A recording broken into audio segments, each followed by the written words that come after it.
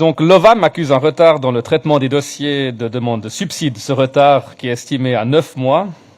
M. Besançon parlait de 6, mais moi j'ai reçu le chiffre de 9 par les professionnels du social de certains CSR et d'institutions subventionnées a des répercussions sur les bénéficiaires.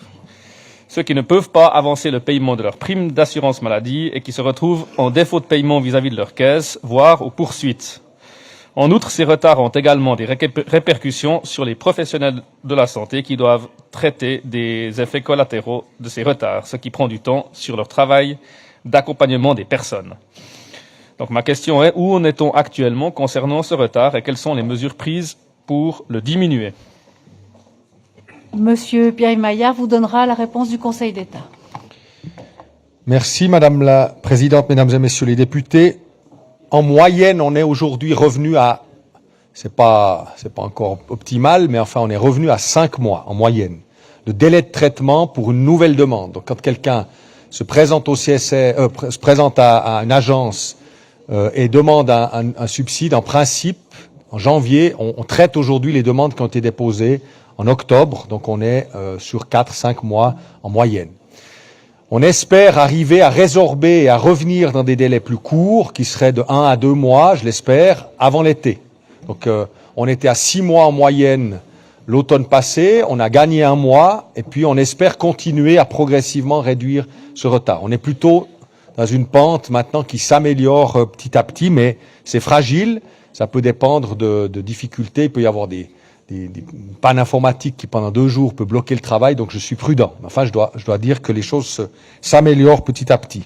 Sur les mesures qu'on prend, j'en ai déjà parlé tout à l'heure avec M. Besançon, j'y reviens pas, mais retenez ça, nous avons engagé un processus de recrutement qui devrait à la fin de l'année mettre à disposition plus de 70 personnes pour cette gestion des demandes, alors qu'on en avait une quarantaine il y a encore 3 ans. Donc les efforts, on les fait, mais ça pose les difficultés que j'ai exprimées tout à l'heure sur le temps de recrutement et de formation de ces équipes. Maintenant, ce que je peux ajouter quand même, c'est important de le préciser, et c'est pas pour dire que ça crée pas de désagrément pour ceux qui doivent attendre, mais nous avons évidemment le principe de la décision rétroactive. C'est-à-dire quand les gens obtiennent leur décision, après 5 ou 6 mois, ils reçoivent, ils ont la certitude, s'ils savent qu'ils ont droit, ils ont la certitude de recevoir à titre rétroactif les subsides auxquels ils auraient eu droit. Donc il n'y a pas d'économie pour l'État liée à ces délais, et les personnes récupèrent l'argent qu'elles auraient dû toucher. Mais évidemment, ça peut les mettre pendant quelques mois en situation d'insuffisance de financement et parfois les mettre dans des situations difficiles. J'ajoute que s'agissant des situations que vous avez décrites, il s'agit manifestement de gens qui sont au RI, qui ont donc besoin d'un gros subside, qui se monte à plus de 330 francs pour un adulte. Ça peut vraiment mettre les gens dans des situations très très difficiles. On va essayer de prioriser, ça fait longtemps qu'on essaie de prioriser ces dossiers. Normalement, ça ne devrait pas être des dossiers qui accumulent de tels retards, sauf s'il y a évidemment un manque de pièces qui peut arriver. J'ai encore discuté aujourd'hui de la possibilité de permettre au CSR parfois d'avancer ces sommes, parce que le CSR peut prendre une décision rapide. Je vais examiner la possibilité de laisser au CSR le soin d'avancer ces sommes qui seront ensuite remboursées par l'OVAM au CSR pour les situations qui excéderaient un certain délai qui permettrait d'éviter des cas de cette difficulté. Voilà, merci pour votre attention. Merci, Monsieur le Conseiller d'État. Monsieur le député, pour une question complémentaire. Oui, Madame la Présidente, d'abord je remercie Monsieur le Conseiller d'État pour sa réponse, pour ces 2 réponses finalement très très précises. Mais j'aurais une question subsidiaire, donc pour essayer d'éviter ces dégâts collatéraux. Donc vous avez dit que vous allez tenter de proposer au CSR d'avancer les sommes. Mais est-ce qu'on pourrait pas envisager que pour les futurs bénéficiaires de ces subsides, qu'ils puissent essayer d'avoir un délai supplémentaire de la part des caisses maladies afin de limiter ce travail administratif qui découle d'un contentieux dont on sait, vous l'avez dit, à l'avance il sera résolu une fois que le subside à l'assurance maladie sera accordé. Et donc, est-ce que ce serait possible de négocier, que l'État négocie avec les assurances maladies? Monsieur Pierre-Yves Maillard pour la réponse. Merci. Alors, c'est un vaste sujet. Les CSR font normalement des lettres où l'OVAM également mentionne que le droit au subside devrait venir.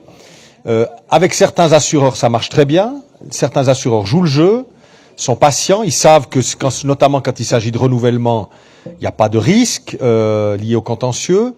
Et puis certains autres ne jouent pas le jeu. Et c'est devenu très difficile d'avoir une négociation avec l'ensemble des assureurs. Donc c'est ça qui est la difficulté de l'affaire. Vous pouvez discuter avec des faîtières, mais les faîtières n'engagent pas toujours leurs membres.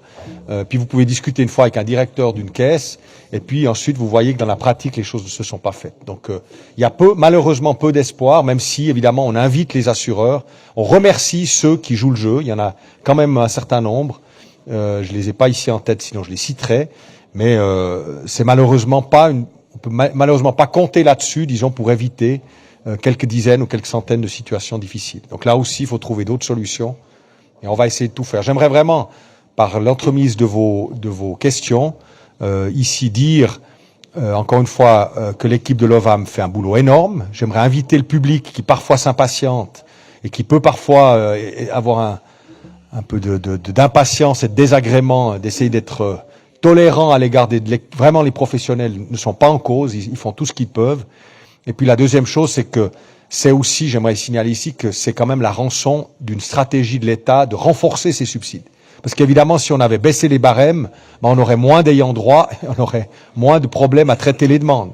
C'est aussi le fait qu'on augmente, qu'on améliore les barèmes, qu'on augmente le nombre des ayants droit, qui fait qu'il y a cet afflux de demandes qui s'est évidemment couplé avec la hausse des primes, qui a rendu de plus en plus de gens en difficulté. Et ça, c'est pas prêt de s'arrêter, puisque la stratégie, c'est qu'en 2019, on fasse encore un pas avec la règle des 10% d'amélioration du barème.